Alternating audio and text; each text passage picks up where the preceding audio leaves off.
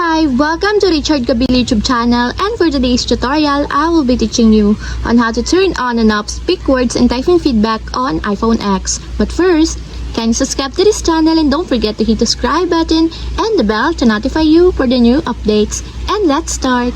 Using your iPhone X from your home screen, first go to Settings. Then in the settings, scroll down and find the accessibility and then tap.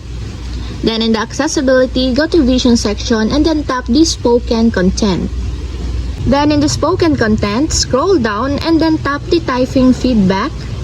Then in this part, in the typing feedback, find the speak words, and as you will see, there's a switch button located on the side of it. Then all you have to do is just tap it to enable until it becomes green.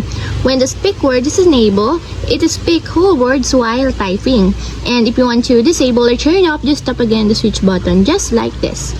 And that's it, we have successfully turned on and off speak words and typing feedback on iPhone X. If you have a question, kindly comment down below and don't forget to hit the subscribe button and the bell to notify you for the new updates. And thank you for watching!